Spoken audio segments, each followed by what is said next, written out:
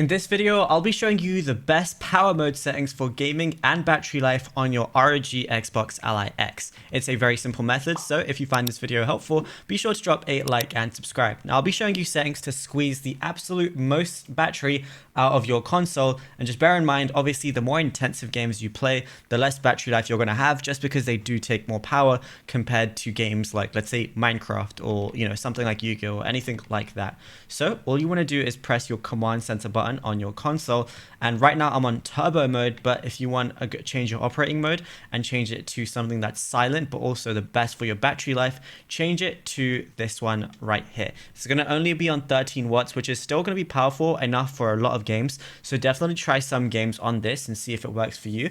Then if you change your resolution, you're also going to be able to get more battery life. So if you change it to 720p, which if you're playing in handheld mode, 720p looks fine. You can't really tell too much of a difference between 720p and 1080p whenever you're playing in handheld. And then what you can also do is change your FPS limit to, like, let's say 60, and your refresh rate is normally on 120 hertz, but you can change to 60 hertz, which again, if you're playing on handheld mode and you're not getting much else other than 60 FPS on whatever game you're playing, 60 hertz refresh rate is also gonna be fine as well. Now from here, what you can also do is go ahead and open up the Armory crate. So I'm gonna just go ahead and open that up right now.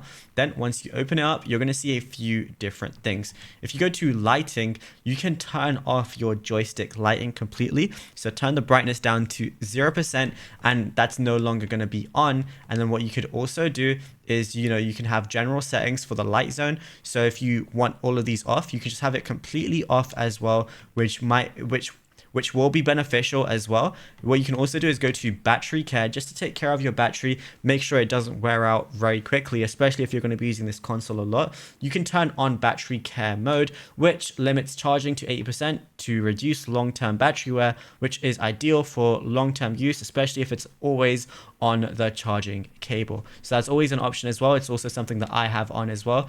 You can go to performance, you can go to eco assist, go through all of these different things, and just turn on anything that you might think is going to be useful for yourself.